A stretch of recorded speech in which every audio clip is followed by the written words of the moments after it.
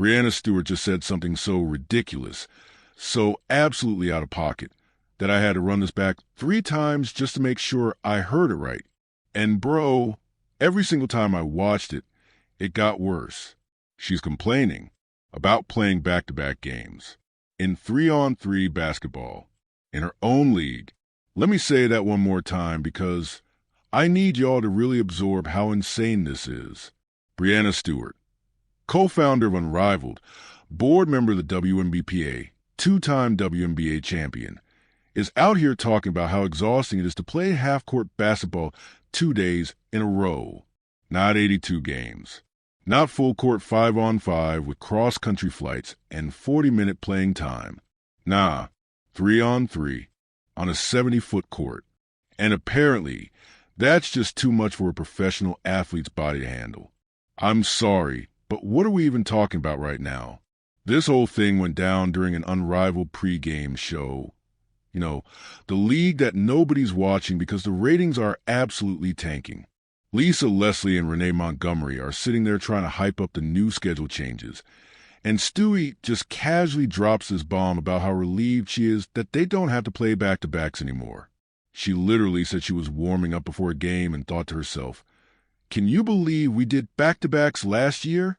Like it was some kind of traumatic experience that scarred her for life. Bro, you're playing basketball. The sport you've dedicated your entire life to. The sport that's made you a millionaire. The sport that's given you a platform, endorsements, and global recognition. And you're acting like playing it 2 days in a row is cruel and unusual punishment. Meanwhile, you got nurses working 12-hour shifts back-to-back. You got teachers working all day, then grading papers at night. You got construction workers out there in the heat doing physical labor for weeks straight. Single parents juggling 2 jobs just to keep the lights on. And these people aren't making 6 figures. They're not getting endorsement deals. They're just grinding because that's what life requires. But Breanna Stewart? Nah. Playing 3-on-3 basketball twice in 1 week is apparently where she draws the line. And here's the thing that really gets me. She's not just any player complaining. She's the co-founder of the league. She built this thing from the ground up. This was supposed to be her vision, her revolution for women's basketball, a way to keep players competitive in the off-season, grow the game, and create opportunities. But now she's out here making it sound like the schedule is some kind of burden, like they're doing fans a favor just by showing up. Bro, that's not how you build a brand. That's not how you attract investors or casual viewers. That's not how you create a movement. You know what happens when the co-founder of a startup goes on TV and complains about the work? People lose confidence. Investors get nervous. Fans tune out. Because if you don't believe in your own product enough to give it everything you've got, why should anybody else care? And this isn't even the first time we've heard this narrative from WNBA players. Last season, they were complaining about playing 44 games instead of 40. 44 games, bro. The NBA plays 82. NFL players are out there getting concussed every Sunday for 17 games. MLB players grind through 162 games in 6 months. But 44 basketball games spread across several months? That's too much? They were complaining about back-to-backs in the regular season too. Patrick Beverley even called them out on it in the most respectful way possible. He was trying to support the W, trying to be an ally, and even he was like, "Come on, man, don't lose me here. You got to play back-to-backs." That's part of being a pro. And you could see the disappointment in his face because he wanted to support them. He wanted to be that voice championing the WNBA. But when you hear stuff like that, it makes it real hard to defend because at the end of the day, fans want to see competitors. They want to see athletes who are willing to sacrifice, who embrace the grind, who show up no matter what. That's what builds legends. That's what creates iconic moments. Not complaining about a schedule that's easier than what high school teams deal with during tournament season. And look, I get it. Professional sports are demanding. The travel, the physicality, the mental strain, it's all real. Nobody's saying it's easy. But there's a difference between acknowledging the challenges and constantly complaining about them in a way that makes you look entitled, especially when you're asking for more money at the same time, because that's the other side of this equation. WNBA players have been very vocal about wanting NBA-level salaries, or at least a bigger piece of the revenue pie. And honestly, there's merit to that conversation. The talent is undeniable. The entertainment value is there. They deserve to be compensated fairly for what they bring to the table. But you can't demand NBA money while refusing to put in NBA-level work. You can't ask for a bigger paycheck and then complain about playing 44 games. You can't expect fans to invest in your league when you're constantly talking about how hard it is to show up. That's not how business works. That's not how you build a sustainable, profitable sports league. And it's definitely not how you win over casual fans who are already skeptical about the product. The optics here are just terrible.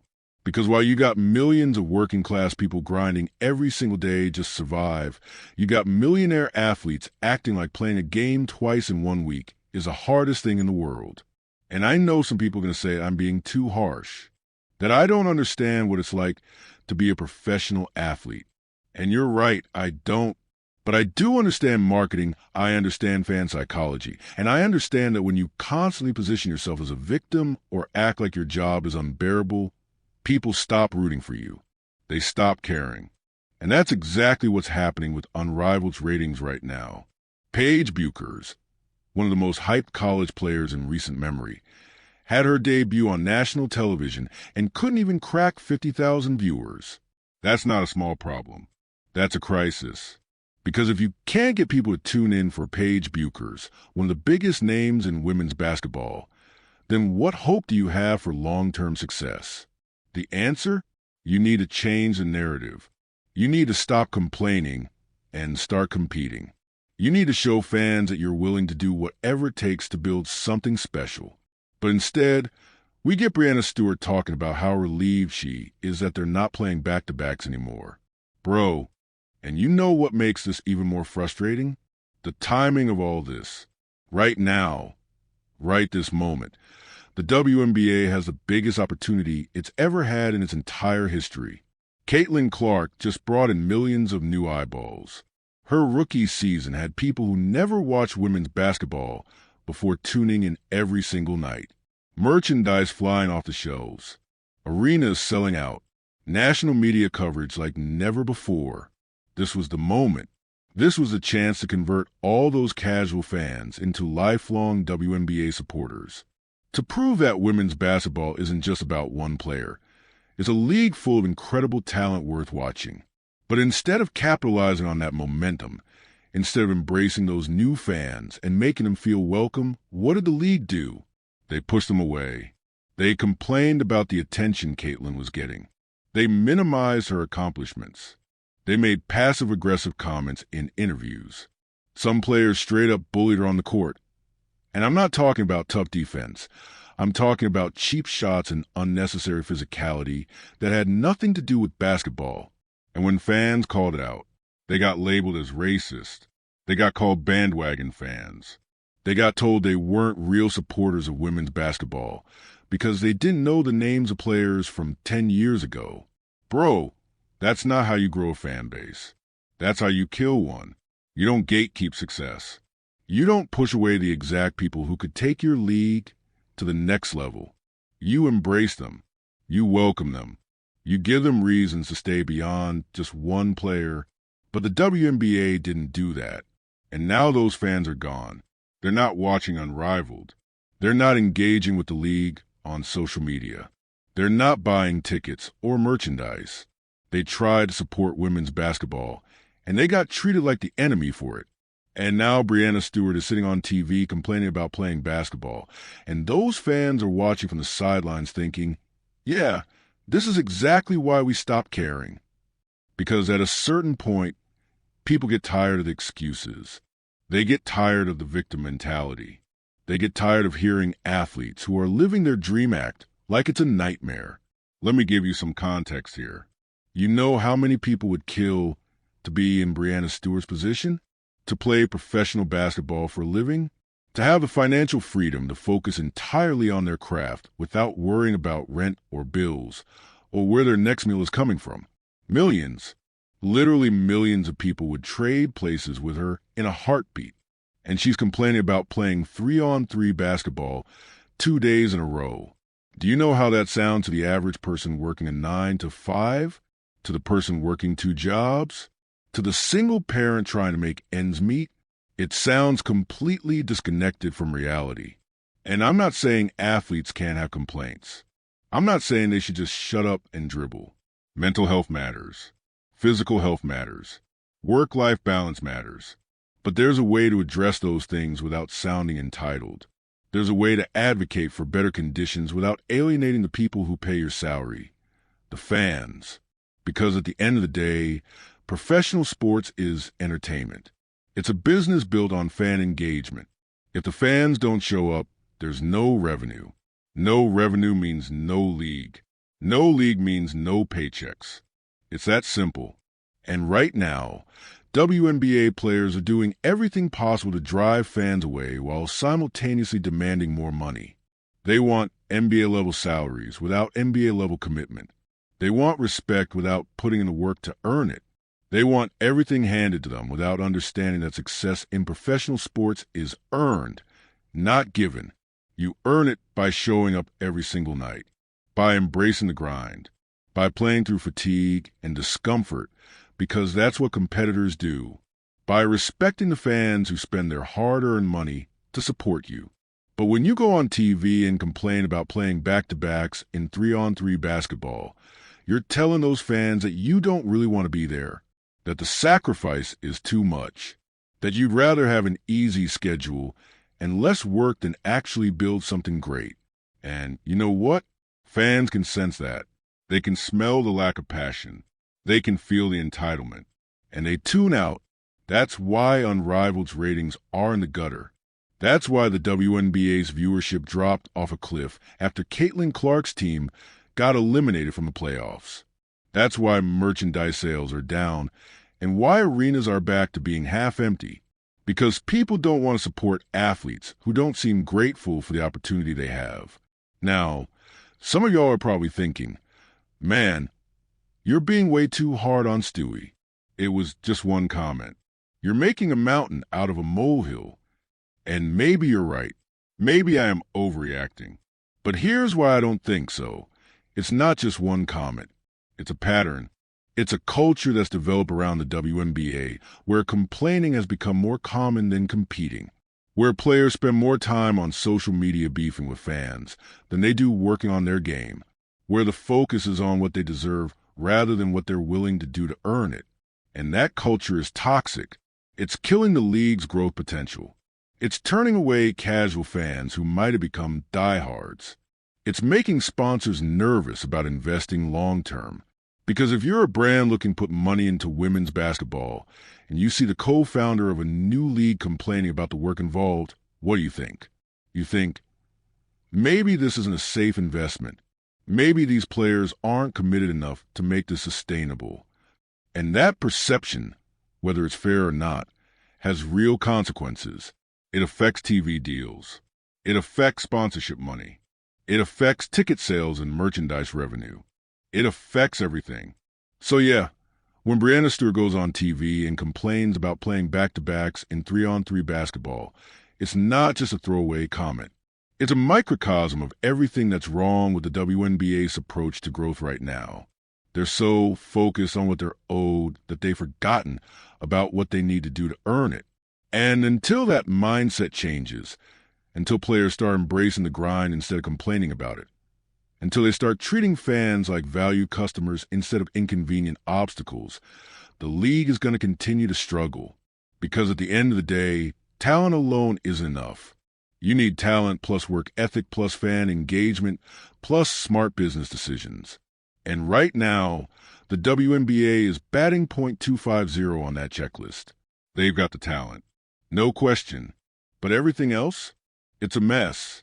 And Breanna Stewart's comments are just the latest example of that mess spilling out into public view. But here's where it gets even more interesting.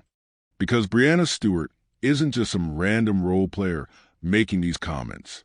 She's literally on the board of the WNBPA, the Women's National Basketball Players Association. She's supposed to be a leader. She's supposed to be representing the interests of all WNBA players when it comes to negotiations with the league. And what's she doing? She's complaining about playing basketball. You see the problem here? You see the conflict of interest? Because when you're sitting at the negotiating table trying to argue for higher salaries, better working conditions, and a bigger piece of the revenue pie, and then you turn around and publicly complain about playing 44 games or back-to-back 3-on-3 games, you're literally undermining your own position. You're giving the league owners ammunition. You're giving them reasons to say, well, it is already too much work for you at this level. Why would we increase the schedule or the commitment? And if you're not willing to put in more work, why should we pay you more? It's self-sabotage on a level that's honestly hard to comprehend. And the crazy part? Breanna Stewart is smart. She's business savvy. She co-founded Unrivaled specifically because she understood that players needed more opportunities to make money during the off-season. She gets the business side of things. So why is she out here making comments that make her look entitled and out of touch? I genuinely don't understand it, unless she's so deep in her own bubble, so surrounded by people who agree with everything she says, that she's lost perspective on how this sounds to the average fan. Because I promise you, when regular working people hear a millionaire athlete complaining about playing a game 2 days in a row, they're not thinking, oh, wow, that must be so hard for her.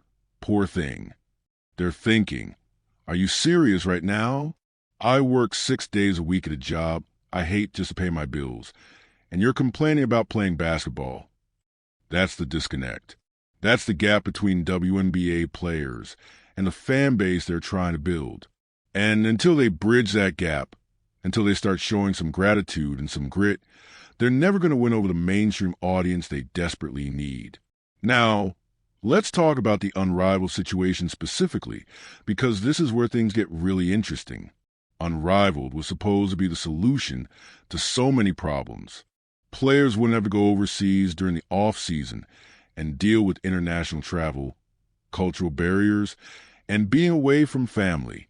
They could stay in the States, play competitive basketball, build their brands, and make good money doing it. It was supposed to be a win-win-win situation. But here's what nobody talks about. Unrivaled only works if people actually watch it. The entire business model is built on TV ratings, sponsorships, and fan engagement. If nobody's tuning in, the money dries up real quick. And right now, nobody's watching. Paige Bucher's opening night couldn't even hit 50,000 viewers on national television. That's not a good sign. That's actually a disaster when you consider the hype that was built around this league. You had star power. You had production value. You had national TV coverage. You had everything you needed for success except the one thing that matters most, an audience that actually cares. And why don't they care? Because the WNBA spent the last year actively pushing away the exact fans who would have been most likely to watch Unrivaled. All those Caitlin Clark fans who got called racist for supporting her, they're not watching Unrivaled. All those casual basketball fans who got tired of the negativity and complaining, they're not watching Unrivaled. All those people who were genuinely curious about women's basketball but got turned off by the gatekeeping, the attitude, they're not watching Unrivaled. The WNBA had a golden opportunity to build something special, and they blew it. They let their egos get in the way. They let jealousy and insecurity poison the well, and now they're paying the price. And Breanna Stewart complaining about back-to-backs? That's just pouring gasoline on a fire that's already burning out of control. Because now, not only are fans turned off by the attitude, they're also questioning the commitment level of players. They're wondering if these athletes even want to be there. They're asking themselves why they should invest time and emotional energy into supporting a league where the players themselves don't seem to appreciate what they have. And those are fair questions. Because think about it, what other professional athletes complain this much about their jobs? You hear NBA players complaining about back-to-backs occasionally, but they're playing 82 games, flying cross-country multiple times a week, and playing 35 to 40 minutes a night in full-court action. That's a completely different level of physical demand. NFL players are literally sacrificing their bodies and long-term health every Sunday. You see them getting carted off the field on stretchers, dealing with concussions, playing through injuries that would sideline normal people for months. And you rarely hear them complaining. They just strap up and go to work. MLB players grind through 162 games over 6 months, playing almost every single day with minimal rest. 6 months of constant travel, constant performance, constant pressure. And they embrace it because they know that's what it takes to be great. But WNBA players? They're complaining about 44 games. They're complaining about back-to-backs in 3-on-3 basketball. They're complaining about conditions that are objectively easier than what athletes in every other major professional sport deal with on a regular basis. And then they wonder why fans don't take them seriously. It's not about gender. It's not about sexism or misogyny or any of that. It's about perspective. It's about gratitude. It's about understanding that millions of people would trade places with you in a heartbeat and acting accordingly. And when you lose that perspective, when you start acting entitled instead of grateful, you lose the fans. You lose the support. You lose the momentum. And that's exactly what's happening right now. The WNBA is losing momentum at the exact moment when they should be accelerating. They're fumbling the bag in real time, and it's painful to watch because I actually want women's basketball to succeed. I want to see these athletes get paid what they're worth. I want to see the league grow and thrive and become a major force in American sports. But that's not going to happen if the players keep shooting themselves in the foot with comments like this. It's not going to happen if they keep pushing away fans instead of embracing them. It's not going to happen if they keep complaining instead of competing. And it's definitely not going to happen if the co-founder of a new league goes on TV and acts like playing basketball is some kind of burden. Because at that point, you're not building a movement. You're not creating something special. You're just collecting a paycheck and counting down the days until you can retire. And fans can tell the difference. They know when someone is genuinely passionate about what they do versus when someone is just going through motions. They know when someone is grateful for their opportunity versus when someone feels entitled to success without putting in the work. And right now, Breanna Stewart's comments make it seem like she's in that second category. Like she's more focused on comfort than competition.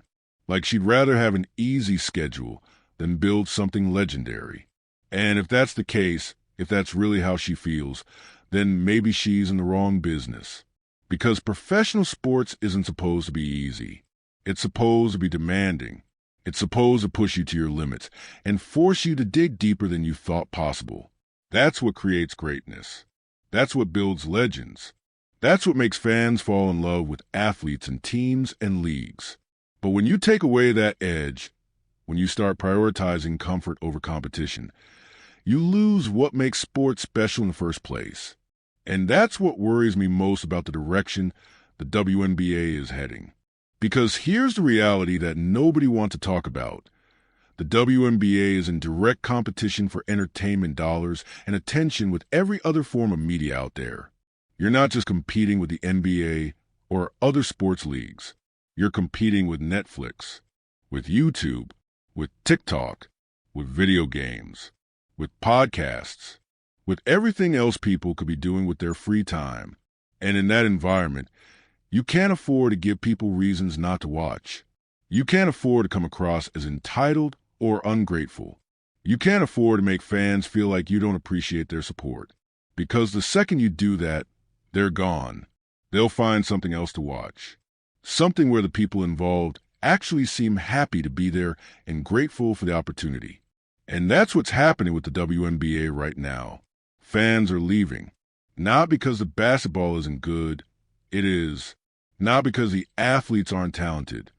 They absolutely are. But because the overall vibe around the league has become so negative, so complainy, so focused on what's wrong instead of what's right, that people just don't want to be part of it anymore. It's exhausting. And entertainment is supposed to be the opposite of exhausting. It's supposed to be fun, exciting, uplifting, something you look forward to. But when every other headline is about WNBA players complaining about something or beefing with fans or starting drama, it stops being fun. It becomes work. And people already have enough work in their lives. They don't need their entertainment to feel like work too. So they check out. They move on. They find something else. And the WNBA is left wondering why their ratings are down, why attendance is dropping, why the hype around Caitlin Clark didn't translate into long-term growth. Well, this is why. This right here is why. Breanna Stewart complaining about back-to-backs in 3-on-3 basketball is just one small example of a much bigger problem. A culture within the WNBA that prioritizes grievances over gratitude, complaints over competition, and excuses over excellence. And until that culture changes, the league is going to continue to struggle.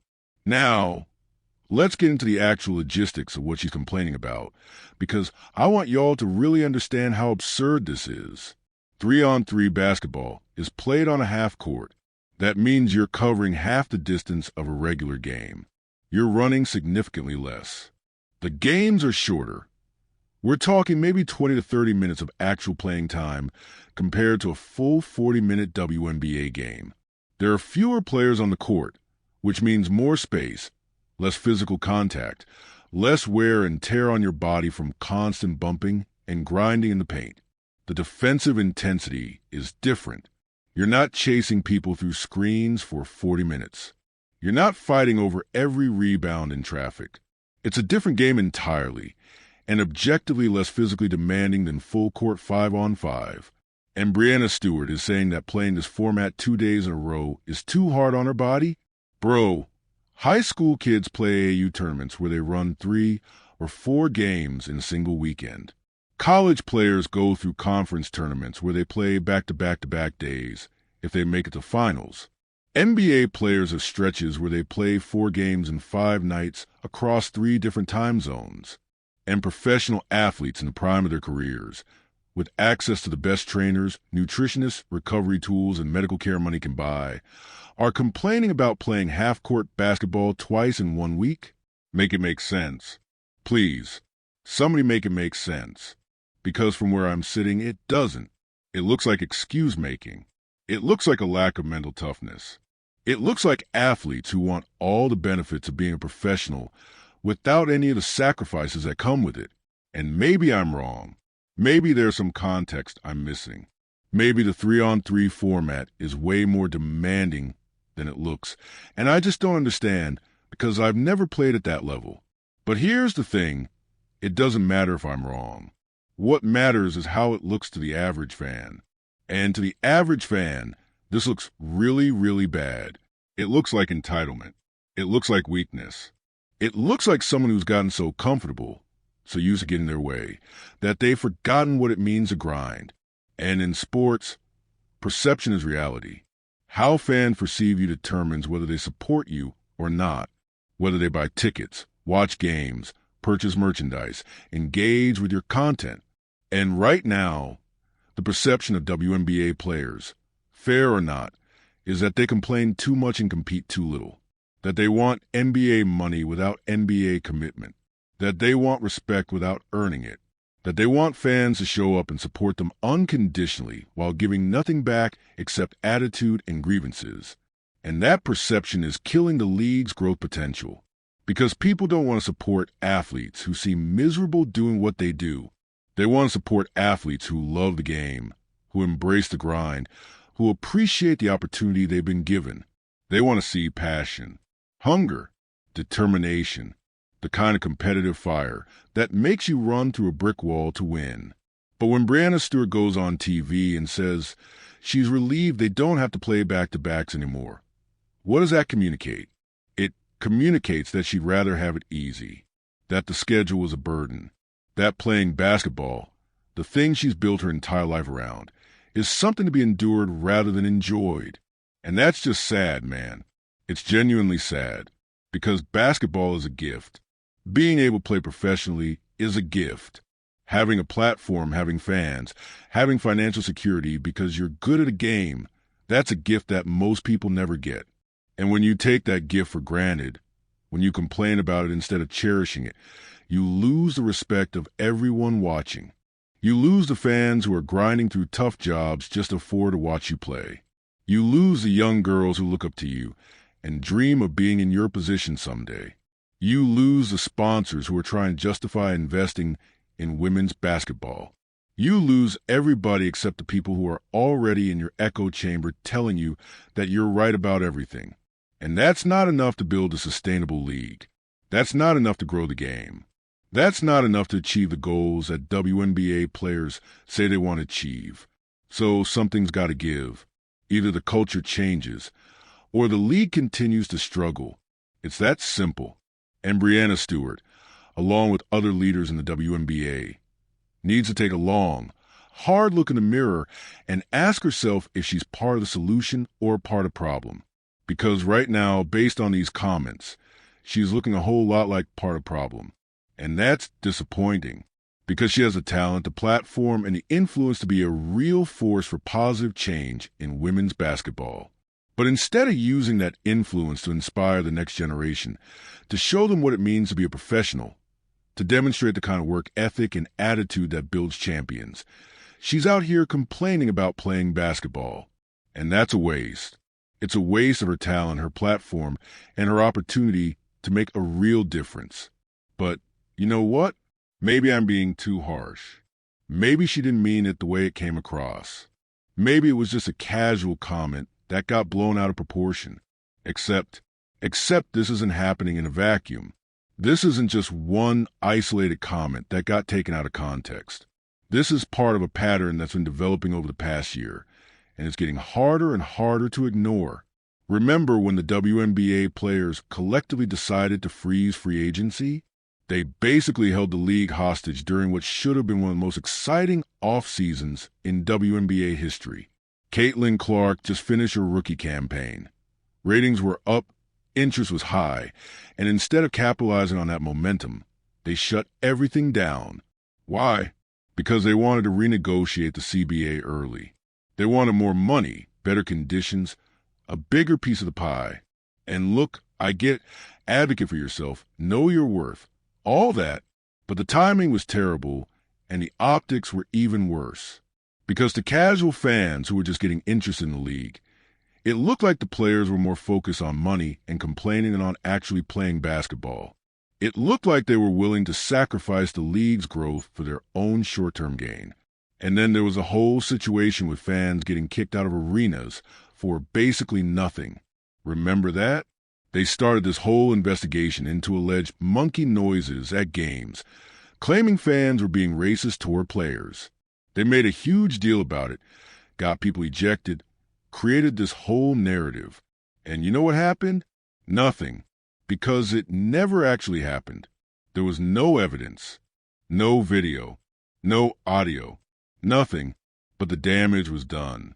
Fans felt like they were being targeted, like they couldn't even cheer at games without being accused of something horrible, like the league was looking for reasons to be offended rather than reasons to be grateful for the support. And those fans, a lot of them stopped coming to games. They stopped engaging on social media. They stopped supporting the league. Because who wants to be part of something where you're treated like the enemy instead of a valued customer? Then you had players constantly going on social media and beefing with fans, calling people racist for supporting Caitlin Clark, calling people bandwagon fans for not knowing the entire history of the WNBA, gatekeeping women's basketball like it was some exclusive club that new fans weren't allowed to join. And all of it, was happening at the exact moment when the WNBA had its biggest opportunity for growth in league history. Caitlin Clark brought millions of eyeballs to women's basketball. People who had never watched before were tuning in. Merchandise sales went through the roof. Arena attendance skyrocketed. National media coverage increased dramatically. This was the moment every WNBA player had been waiting for. The moment when women's basketball could finally break through into mainstream consciousness and become a sustainable, profitable league. And what did they do? They fumbled it. Completely fumbled it. Instead of embracing those new fans and making them feel welcome, they pushed them away. Instead of showing gratitude for the increased attention and revenue, they complained that it wasn't enough. Instead of focusing on putting on the best product possible and winning people over with their performance, they focus on drama, negativity, and grievances. It was a masterclass in how not to capitalize on a moment of opportunity. And now we're seeing the consequences. Viewership is down. Attendance is down. Interest is declining. Unrivaled can't even get 50,000 people to watch Paige Bueckers on national TV. The momentum is gone. The opportunity has passed. And the WNBA is right back where it was before Caitlin Clark showed up, struggling to maintain relevance in a crowded sports landscape. And Breanna Stewart complaining about back-to-backs? That's just a cherry on top of this disaster Sunday, because it shows that the players haven't learned anything. They haven't reflected on their mistakes. They haven't adjusted their approach. They're still operating from the same entitled, complaining mindset that drove fans away in the first place. And as long as that mindset persists, the league is going to continue to struggle. Now, some people are going to say, well, maybe women's basketball just isn't meant to be as popular as men's basketball. Maybe the market just isn't there. And you know what? I don't buy that. I don't buy it for a second.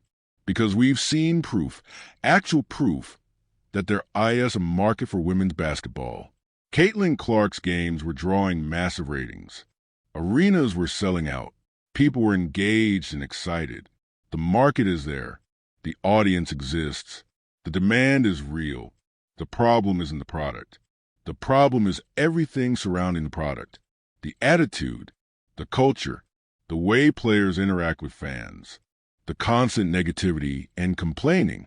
Fix those things, and the WNBA could absolutely thrive. But as long as players keep acting like playing basketball is some terrible burden they're forced to endure, the league is going to keep struggling. And that's frustrating, man. It's genuinely frustrating, because the talent is there. The potential is there. Everything needed for success is right there within reach. But it's being squandered, wasted, thrown away because of ego, entitlement, and a complete failure to understand basic marketing and fan engagement. And the worst part? It didn't have to be this way. The WNBA could have had an incredible 2024. They could have built on the Caitlin Clark momentum, converted millions of casual fans into diehards, secured better TV deals, attracted more sponsors, and positioned themselves for long-term sustainable growth. Instead, they chose drama. They chose negativity. They chose to alienate the exact people who could have taken the league to the next level. And now they're paying the price. Unrivaled is failing. Viewership is tanking. Interest is declining. And players like Breanna Stewart are out here complaining about playing basketball, completely oblivious to how that looks to the outside world. It's self-sabotage on a level that's honestly hard to comprehend. And I know some of y'all are probably thinking, man, why are you being so hard on them? Why don't you just support women's basketball instead of criticizing it? And here's my answer. I am supporting women's basketball. Real support means telling the truth, even when it's uncomfortable. Real support means pointing out mistakes so they can be corrected. Real support means holding people accountable when they're making decisions that hurt the very thing they claim to love. Blindly agreeing with everything and ignoring obvious problems? That's not support. That's enabling. And enabling bad behavior only makes things worse. So yeah, I'm going to call out Breanna Stewart for complaining about back-to-backs in 3-on-3 basketball. Because it's ridiculous. It's damaging to the league's image, and it needs to be addressed.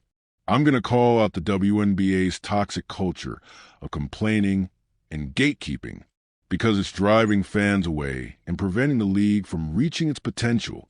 I'm going to call out the entitled mindset that makes players think they deserve NBA money without NBA commitment, because that's not how business works, and someone needs to say it. That's real support. That's what it looks like to actually care about the future of women's basketball, instead of just going along with whatever narrative makes people feel good in the moment. And if that makes me unpopular with some WNBA fans, so be it. I'd rather tell the truth and be unpopular than lie and be loved. Because at the end of the day, the truth is what's going to save the WNBA, not feel-good narratives that ignore obvious problems.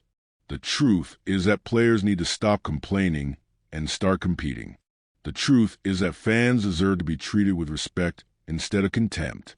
The truth is that professional athletes making 6 and 7 figures have no business acting like victims. And the truth is that Breanna Stewart complaining about playing back-to-backs in 3-on-3 basketball is embarrassing, and somebody needed to say it. So there it is. The truth. Take it or leave it.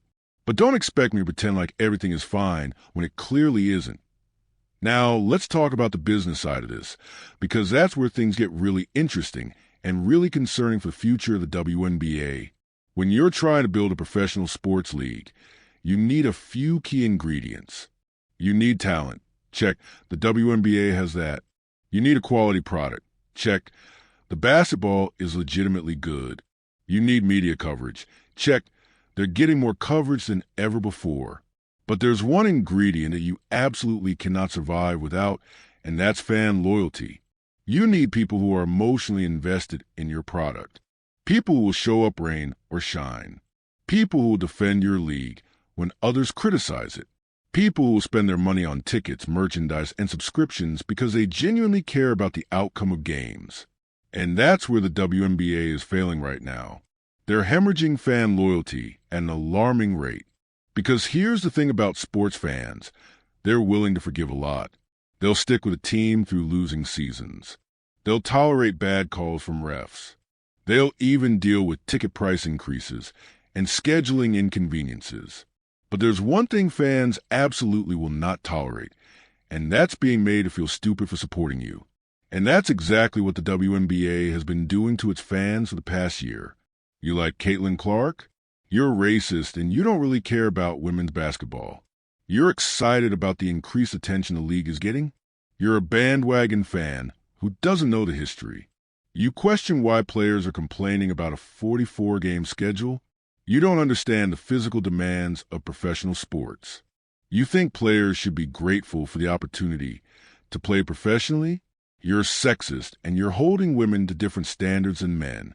Every single criticism, every single question, every single concern gets met with accusations and hostility instead of thoughtful engagement. And eventually, fans just get tired of it. They get tired of being told they're terrible people for having opinions. They get tired of walking on eggshells trying not to offend anyone. They get tired of being blamed for everything wrong with the league, while simultaneously being told their support doesn't matter unless they agree with everything. So they leave, and they don't come back. And that's exactly what we're seeing play out in real time. The casual fans who came for Caitlin Clark, gone. The people who were genuinely curious about women's basketball, gone. The fans who were willing to give the WNBA a chance, gone. And in their place, an echo chamber of diehard fans who already love the league and will defend it no matter what, plus a whole lot of empty seats and plummeting TV ratings. That's not a recipe for growth. That's a recipe for stagnation at best and complete collapse at worst. And here's what makes this even more frustrating. This was all completely avoidable. All the WNBA had to do was embrace the Caitlin Clark moment, welcome the new fans, show some humility and gratitude, focus on putting out the best product possible, let the basketball speak for itself. That's it. That's literally all they had to do. But instead, they chose ego over growth. They chose protecting feelings over building a sustainable business. They chose short-term emotional satisfaction over long-term strategic success. And now they're dealing with the consequences. Breanna Stewart's comments about back-to-backs are just the latest example of this self-destructive pattern. She's so insulated, so deep in her bubble, that she genuinely doesn't understand how her words sound to people outside that bubble. She thinks she's just having a casual conversation about schedule preferences. But what fans hear is, playing basketball is too hard, and I'd rather not have to work as much. And once fans hear that, it's really hard to get them to care about your success. Because why should they invest emotionally and financially in someone who doesn't even seem to want to be there? It's like watching someone complain about winning the lottery. Technically, they might have some valid points about the challenges that come with sudden wealth, but nobody wants to hear it. Because from the outside, you look ungrateful and out of touch. That's where Breanna Stewart is right now. And by extension, that's where a lot of WNBA players are. They have valid concerns about working conditions, compensation, and respect. But the way they're expressing those concerns is so tone-deaf, so disconnected from how regular people experience work and struggle, that it's impossible for casual fans to sympathize. And without that sympathy, without that emotional connection, you can't build a fan base. You can't grow a league. You can't create the kind of cultural momentum that leads to packed arenas and billion-dollar TV deals. Let me give you a comparison that might help illustrate this. Think about the NFL. Those players destroy their bodies. They deal with chronic pain, long-term injuries, brain trauma. The physical toll of football is legitimately horrifying when you really think about it. But you know what you rarely hear from NFL players? Complaints about playing games. Complaints about the schedule. Complaints about how hard it is. Instead, you hear them talk about the honor of putting on that jersey, the privilege of playing on Sundays, the brotherhood of the locker room, the love of competition. Even when they're advocating for better safety measures or health care, they frame it in terms of wanting to extend their careers so they can play more football, not less. They understand that fans don't want to hear millionaires complain. They understand that part of being a professional athlete is showing up and competing no matter how you feel. They understand that their job, no matter how difficult, is still a dream job that millions of people would trade places with them for in a heartbeat. And because they understand that fans love them, fans will watch through injuries, through scandals, through bad seasons, through everything. Because the players show that they love the game as much as the fans do. That's what the WNBA is missing. That connection, that understanding, that mutual respect between players and fans.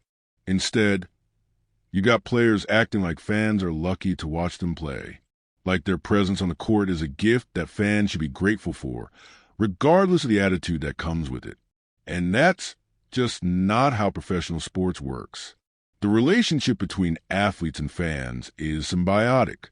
Athletes need fans for revenue and relevance. Fans need athletes for entertainment and inspiration. When one side starts acting like they don't need the other, the whole thing falls apart. And right now, WNBA players are acting like they don't need the fans, like the fans are optional, like success is owed to them regardless of whether anyone actually wants to watch or not. And the market is responding exactly the way you'd expect it to, by not showing up. Unrivaled's ratings disaster is just the most recent evidence of this. But it's not an isolated incident. It's part of a larger trend of declining interest, declining engagement, and declining investment in women's basketball. And the sad part is, it didn't have to be this way. The potential was there. The opportunity was there. Everything needed for success was right there for the taking. But it was squandered, wasted, thrown away because of pride, ego, and a fundamental misunderstanding of what it takes to build and maintain a successful professional sports league. And until that changes, until players like Breanna Stewart start showing some self-awareness about how their words and actions affect public perception, the WNBA is going to keep struggling. They're going to keep losing fans. They're going to keep losing sponsorship money. They're going to keep failing to capitalize on opportunities. And eventually, if things don't change, the league might not survive. Not because the basketball isn't good enough, but because the people involved drove away everyone who might have cared. That would be a tragedy. A completely avoidable tragedy. But it's the trajectory we're on right now. And comments like Breanna Stewart's about back-to-backs, they're just accelerating that decline.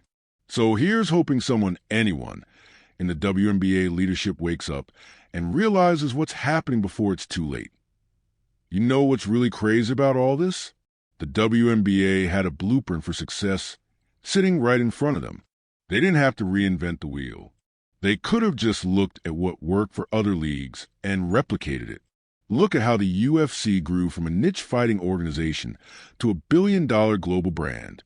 They embraced their biggest stars. They made fights that fans wanted to see. They promoted the hell out of every event. And most importantly, their fighters showed up ready to compete every single time. No excuses. You don't hear UFC fighters complaining about fighting twice in 1 month. You don't hear them saying back-to-back fight camps are too hard. They understand that being a professional fighter is a privilege, and they act accordingly. Or look at women's soccer. The USWNT became a cultural phenomenon, not just because they were talented, but because they carried themselves like champions. They embraced the spotlight. They showed gratitude for their fans. And yeah, they advocated for equal pay, but they did it in a way that brought people along with them instead of pushing them away. Even when there was controversy, even when there were disagreements, they maintained enough goodwill with the general public that people wanted to support them. The WNBA could have followed that model. They could have built on the Caitlin Clark momentum, the same way women's soccer built on the Mia Hamm and Brandi Chastain moments. They could have created a movement that transcended basketball and became about something bigger. But instead, they chose division over unity. They chose complaint over competition. They chose to be victims instead of victors. And now they're paying the price. Here's another thing that kills me about this whole situation. Breanna Stewart is actually one of the most talented players in WNBA history. She's got championships. She's got MVPs. She's got international success. She's got everything you could want in terms of basketball accomplishment. She should be a role model. She should be inspiring the next generation of players. She should be showing young girls what it means to be a professional, to handle pressure, to embrace challenges. Instead, she's complaining about playing 3-on-3 basketball 2 days in a row. What kind of message does that send to a 12-year-old girl who dreams of playing professionally someday? What does it tell her about what it takes to succeed at the highest level? It tells her that even when you make it, even when you achieve everything you dreamed of, you're still going to complain. You're still going to look for reasons why things are too hard. You're still going to act like the world owes you something instead of being grateful for what you have. That's not inspiring. That's actually kind of depressing. Compare that to how someone like Kobe Bryant carried himself.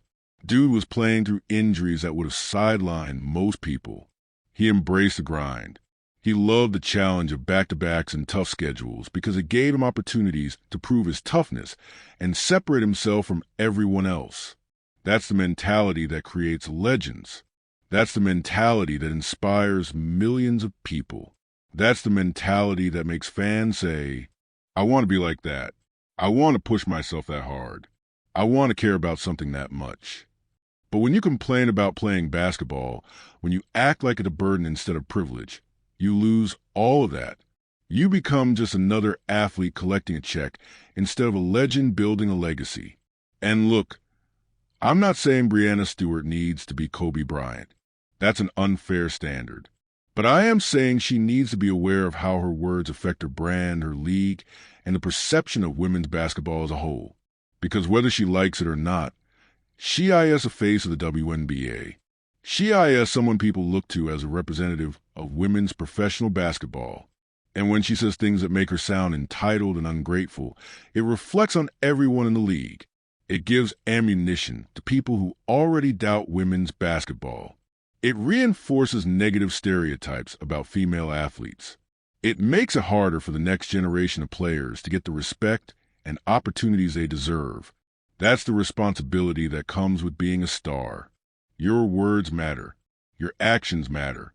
Your attitude matters. And right now, the attitude coming from many WNBA players, including Breanna Stewart, is hurting the league way more than helping it. Now, let's talk about the economics of the situation, because I want y'all to understand just how much money is potentially being left on the table here. When Caitlin Clark was playing, WNBA games were drawing ratings that were competitive with NBA playoff games in some cases. Her jerseys were outselling established stars in multiple sports. Arenas were selling out. Sponsors were lining up. That represents millions of dollars in potential revenue. TV deals, merchandise sales, ticket sales, sponsorship money. All was flowing into the WNBA at unprecedented levels. And you know what happens when revenue increases? Player salaries increase. That's how it works in every business. When a company makes more money, employees make more money. The WNBA players were literally getting what they asked for, increased revenue that would lead to increased salaries. The mechanism they needed for higher pay was finally starting to work. And then they sabotaged it. They drove away the fans who were bringing in that revenue. They created a toxic environment that made casual viewers uncomfortable. They complained about the very things that were making them more money. It's like watching someone win a lottery and then immediately start complaining about taxes. Yeah, taxes suck, but you still won the lottery. You're still way better off than you were before. The WNBA was winning the lottery with the Caitlin Clark moment, and instead of being smart about it, instead of protecting and nurturing that golden goose, they killed it. And now they're back to struggling financially, wondering why they can't get the salaries they want, not realizing that they're the ones who drove away the revenue stream that would have paid for those salaries. It's self-sabotage on an economic level that's honestly baffling to watch. And Breanna Stewart complaining about back-to-backs and Unrivaled? That's just more of the same. More shooting themselves in the foot. More driving away potential fans and sponsors. Because when investors and sponsors see that kind of attitude, they get nervous. They start wondering if this is really a good investment. They start questioning whether these athletes are committed enough to make the league successful long-term. And when investors and sponsors get nervous, they pull back. They reduce their commitments. They look for other opportunities. That's business 101. And apparently, nobody in the WNBA leadership understands that. Or maybe they do understand it. But they're so worried about hurting players' feelings that they won't say anything. Maybe they're so concerned with being supportive that they won't give the tough love and honest feedback that's desperately needed. Either way, it's failing. The current approach is failing spectacularly. And everyone can see it except the people inside the bubble. The ratings are down. The attendance is down. The buzz is gone. The momentum has evaporated. And instead of reflecting on what went wrong and making changes, they're doubling down on the same behaviors that created the problem in the first place. It's like watching a car drive toward a cliff and the driver refuses to turn because they're convinced they're going the right direction. Eventually, there's going to be a crash. And it's going to be ugly. The only question is whether anyone wakes up and hits the brakes before it's too late. Because right now, the WNBA is running out of road and they're still accelerating. Let's get real about something else that nobody wants to address, the double standard that WNBA players are trying to create and how it's absolutely backfiring on them. They want to be paid like NBA players. They want the same respect, the same media coverage, the same revenue share. And you know what? There's a legitimate argument to be made for better compensation. The talent is real, the work is real, and they deserve to be paid fairly for what they bring to the table. But here's where it gets tricky. They want all the benefits of being treated like NBA players without any of the responsibilities that come with it.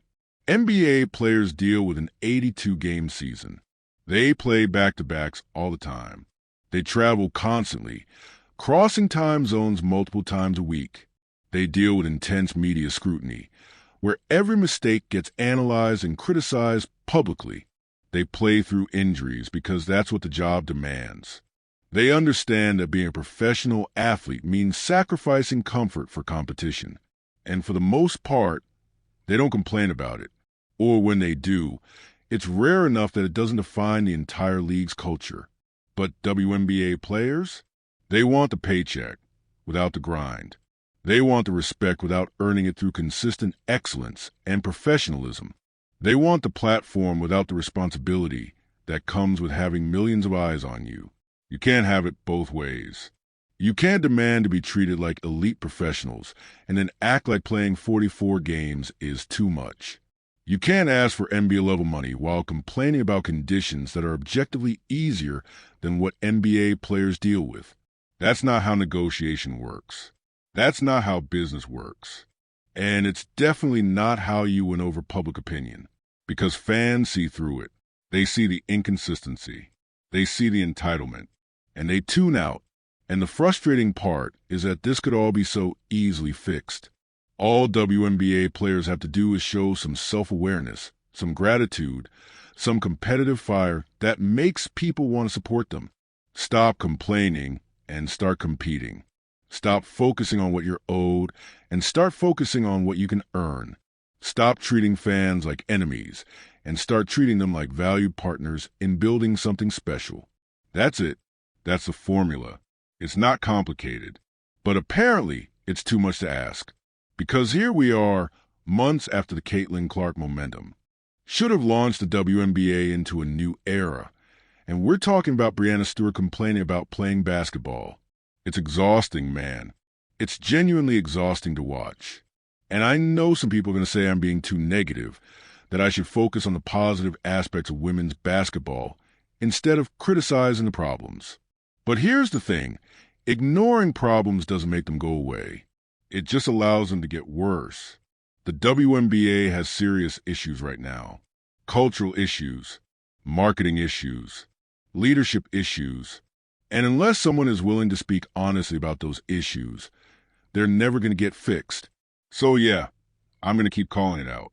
Because I actually care about the future of women's basketball, and I don't want to see it fail because of preventable mistakes. Now let's talk about what this means for Unrivaled specifically, because that league is in serious trouble right now. The entire business model was based on attracting fans who love women's basketball and want more of it during the WNBA offseason. The idea was to create a premium product, high-level competition, star players, good production value that would command audience attention and sponsorship dollars. But if the stars of that league are already complaining about the schedule, already acting like playing is a burden, already giving off vibes that they'd rather be somewhere else, who's going to watch? Why would a casual fan invest time and emotional energy into following Unrivaled when the players themselves don't even seem that excited about it? And more importantly, why would sponsors invest money in a league where the athletes are publicly expressing reluctance about competing? The answer is they won't. And we're seeing that play out in real time with the abysmal ratings. Paige Buchers couldn't crack 50,000 viewers. That's not just bad, that's a disaster. That's a sign that the audience has moved on, that the interest has evaporated, that the opportunity has been missed. And a big part of that is because of the attitude and approach that WNBA players, including Breanna Stewart, have taken over the past year. They push away the fans who would have been most likely to watch Unrivaled. They created a toxic environment where casual viewers don't feel welcome. They complain so much about everything that people just got tired of hearing from them. And now they're dealing with the consequences. An expensive league that nobody's watching, hemorrhaging money, with no clear path to profitability. That's what happens when you let ego override business sense. That's what happens when you prioritize being right over being successful. That's what happens when you lose sight of the fact that professional sports is entertainment. And entertainment requires entertaining people, not lecturing them or making them feel bad for supporting you. Unrivaled could have been something special. It had the ingredients: star power, financial backing, media coverage, a unique format. All it needed was for the players to show up with the right attitude and give fans a reason to care. But instead, we got Breanna Stewart complaining about back-to-backs before the league even really got going. That's not how you build momentum. That's not how you create buzz. That's not how you turn a startup league into something sustainable. That's how you kill a league before it even has a chance to succeed. And the saddest part? It was all avoidable. Every single bit of this disaster was preventable if WNBA players had just embraced the Caitlin Clark moment instead of resenting it, if they'd welcomed new fans instead of gatekeeping, if they'd shown gratitude instead of entitlement, if they'd focused on competing instead of complaining. If they'd done any of those things, we'd be having a completely different conversation right now. We'd be talking about record ratings, sold-out arenas, massive sponsorship deals, and a bright future for women's basketball. Instead, We're talking about declining interest, failed leagues, and athletes who can't stop shooting themselves in the foot. It's a tragedy, a completely self-inflicted tragedy. And unless something changes, unless there's a major shift in attitude and approach from WNBA leadership and players, it's only going to get worse because the market has spoken. Fans have voted with their attention and their wallets. And the message is clear. They don't want to support athletes who act entitled and ungrateful. They want to support competitors, winners, people who love what they do and appreciate the opportunity to do it. And until the WNBA gives them that, they're going to keep struggling to find an audience. Breanna Stewart's comments are just the latest reminder of how far the league still has to go. And honestly, at this point, I don't know if they're capable of making the necessary changes, because it requires self-reflection, humility, and a willingness to admit mistakes.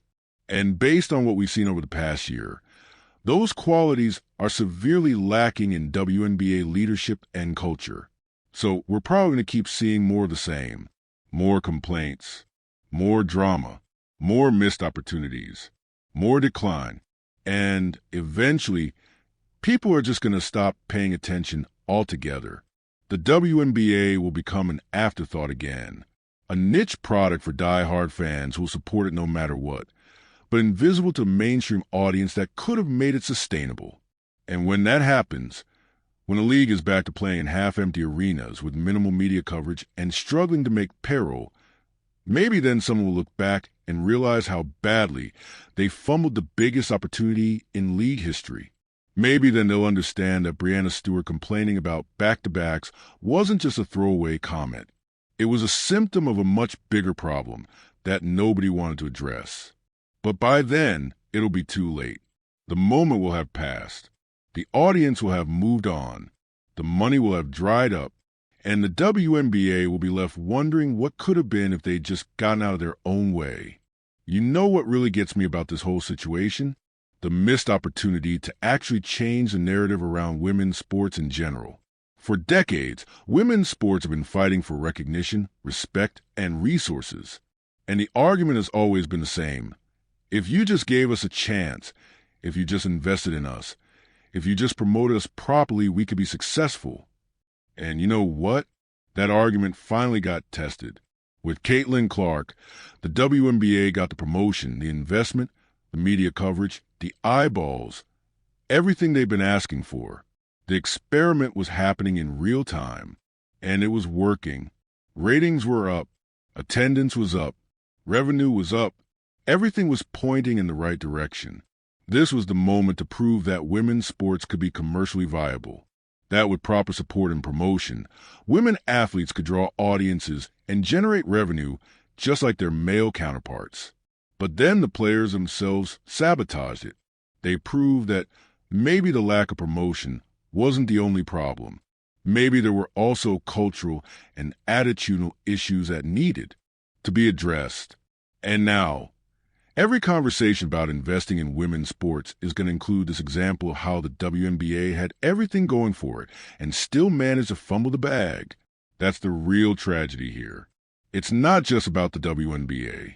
It's about every woman athlete in every sport who's going to have a harder time making the case for investment because of how badly WNBA players handled their moment. When women's soccer players negotiate their next contract, someone's going to bring up the WNBA. When women's hockey tries to build a sustainable league, someone's going to reference what happened with Unrivaled.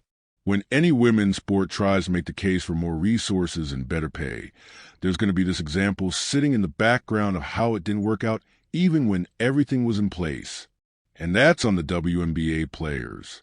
That's on Breanna Stewart and everyone else who chose complaint over competition, entitlement over gratitude, division over unity. They didn't just hurt their own league. They hurt women's sports as a whole. And I don't think they realize that. I don't think they understand the ripple effects of their actions and their words.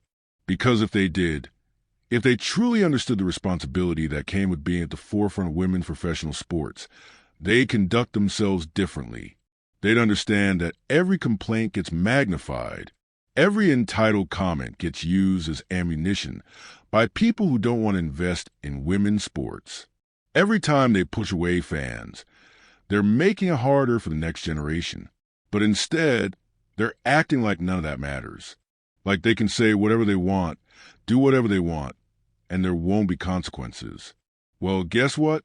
There are consequences. And we're watching them play out in real time. Unrivaled is failing. Interest in the WNBA is declining. Sponsors are getting nervous. The momentum is gone. Those are real consequences with real impacts on real people's careers and livelihoods. And it all could have been avoided if people like Breanna Stewart had just thought before speaking, if they considered how their words would be received by fans, sponsors, and investors, if they put the long-term health of the league above their own short-term desire to vent about back-to-backs. But they didn't, and now everyone's paying the price. Here's another angle that needs to be discussed: the generational gap in how athletes approach their careers and public image.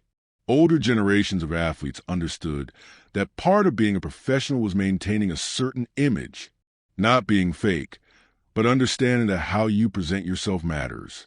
Understanding that fans are investing in you emotionally and financially, and you owe them something in return.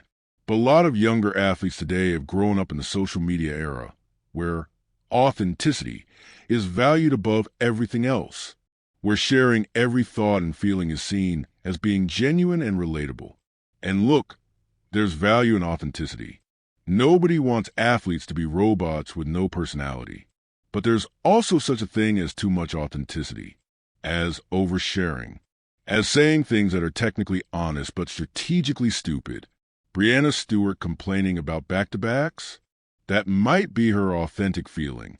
She might genuinely believe that playing 3-on-3 basketball 2 days in a row is too much. But just because it's authentic doesn't mean it should be said publicly.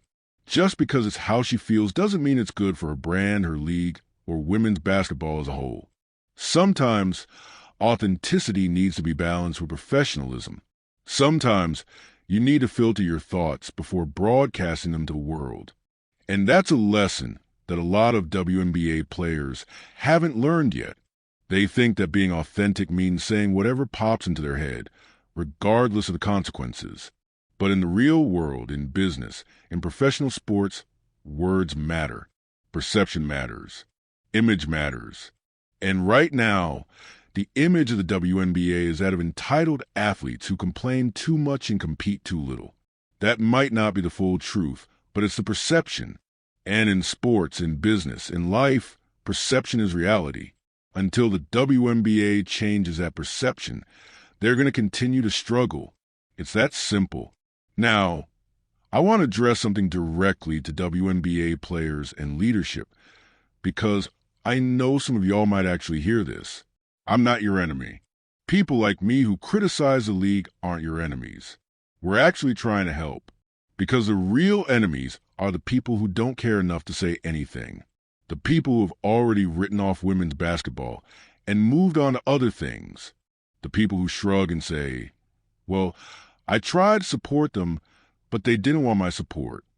Those are the people you should be worried about, because those are the people you've lost, possibly permanently. The people who are still here, still paying attention, still critiquing. We're the ones who still have hope. We're the ones who still think things can turn around. But that hope is fading fast. Every time a player complains about something trivial, that hope fades a little more. Every time fans get treated like the enemy instead of valued customers, that hope fades a little more. Every time an opportunity gets squandered because of ego or entitlement, that hope fades a little more. And eventually, that hope is going to disappear completely. And when it does, when people like me finally give up and move on to other things, that's when you'll know the league is truly in trouble. Because we're the canaries in the coal mine. We're the ones still willing to speak up, to criticize, to demand better. When we go silent, when we stop caring enough to even critique anymore, that's when you know it's over. So maybe instead of getting defensive when people call out problems, maybe instead of dismissing criticism as hate, you should listen. You should reflect. You should ask yourself if maybe, just maybe, there's some truth to what's being said. Maybe Breanna Stewart complaining about back-to-backs really is a bad look. Maybe pushing away Caitlin Clark fans really was a terrible strategic mistake. Maybe the constant complaining really is driving away potential supporters. Maybe the entitled attitude really is hurting the league's growth. Maybe all of us critics aren't just haters. Maybe we're people who care enough to tell you the truth, even when it's uncomfortable. And maybe, just maybe, it's time to listen, because the current path isn't working. The results speak for themselves. And unless something changes, unless there's a fundamental shift in how WNBA players and leadership approach fan engagement and public relations, the league is going to continue its downward trajectory. And that would be a shame, a real shame, because the talent is there. The potential is there. Everything needed for success is right there within reach. But it's being wasted, squandered, thrown away because of pride and ego, and a refusal to acknowledge obvious problems. And time is running out. The window of opportunity is closing. The momentum is gone. The fans are leaving. And pretty soon, it's going to be too late to turn things around. So the question is, will anyone in WNBA leadership wake up and make the necessary changes before it's too late? Or will they keep doing the same things, expecting different results, until there's nothing left to save? I guess we'll find out. All right, we're at the final part here, and I want to bring this full circle. Because at the end of the day, this isn't just about Breanna Stewart. This isn't just about one comment on one broadcast. This is about the bigger picture, the future of women's basketball, and whether the people involved actually want to succeed. And I'm going to be honest with you. After everything we've seen over the past year, I'm not sure they do. I'm not saying they don't think they want it to succeed. I'm sure if you asked any WNBA player, they'd say they want the league to grow, to thrive, to become a major force in American sports. But wanting something and being willing to do what it takes to achieve it are two completely different things. And based on their actions, based on their words, based on how they've handled the biggest opportunity in league history, it's clear that many WNBA players aren't willing to do what it takes. They're not willing to embrace fans who came for Caitlin Clark and stay for the game. They're not willing to stop complaining about schedules and conditions that are easier than what every other professional athlete deals with. They're not willing to show gratitude for the opportunity to play professionally and get paid for doing what they love. They're not willing to put the long-term health of the league above their own short-term feelings and grievances. And until that changes, nothing else matters. You can have all the talent in the world, all the financial backing, all the media coverage, but if the people at the center of it all aren't committed to making it work, it's not going to work. That's just reality. So, where do we go from here? What's the path forward for the WNBA and women's basketball in general? Honestly, I think it comes down to a choice. A fundamental choice that players and leadership need to make. Option 1. Continue down the current path. Keep complaining. Keep pushing away fans. Keep prioritizing ego over growth. Keep making the same mistakes and hoping for different results. If they choose this option, the league will continue to decline. Ratings will keep dropping. Attendance will keep falling. Sponsors will keep pulling back. And eventually, the WNBA will become what it was before Caitlin Clark, a niche product that struggles to maintain relevance and sustainability. Option 2, make a hard pivot. Acknowledge the mistakes. Change the culture. Embrace fans instead of alienating them. Focus on competition instead of complaint. Show gratitude instead of entitlement. Put in the work to build something special instead of expecting it to be handed to them. If they choose this option, the league could still turn things around. The talent is there. The potential is there. With the right attitude and approach, they could rebuild the momentum and create the kind of sustainable growth that leads to better pay, better conditions, and long-term success. But here's the thing. Option 2 requires humility. It requires self-reflection. It requires admitting that the current approach isn't working and being willing to change. And based on everything we've seen, I'm not confident that WNBA players and leadership are capable of that level of humility and self-awareness. They seem more interested in being right than being successful. more interested in protecting their feelings and building a sustainable business, more interested in short-term validation than long-term growth. And that's tragic, because they're the only ones who can fix this. Nobody else can do it for them. Fans can't force the league to succeed. We can show up, buy tickets, watch games, engage with content. But if the players are actively pushing us away, there's nothing we can do. Sponsors can't force the league to succeed. They can invest money, provide resources, create opportunities. But if the ROI isn't there because fans aren't engaged, they'll pull their money and invest elsewhere. Media can't force the league to succeed. They can provide coverage, create storylines, promote games. But if the athletes themselves are constantly creating negative headlines and driving away viewers, the media will move on to more profitable content. It all comes back to players. They're the ones with the power to change the trajectory. They're the ones who can choose to embrace the opportunity or squander it. And right now, they're choosing to squander it. Breanna Stewart complaining about playing back-to-backs in 3-on-3 basketball is just the latest example of that choice. It's a choice to prioritize comfort over competition.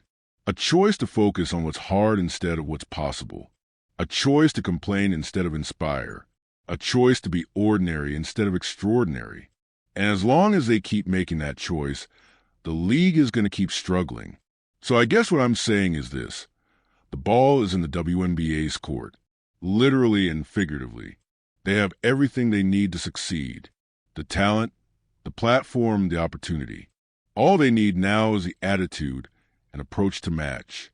Will they rise to the occasion? Will they embrace the grind, welcome the fans, and build something special? Or will they continue to fumble the bag, complain about every challenge, and drive away the very people who could help them succeed? Time will tell.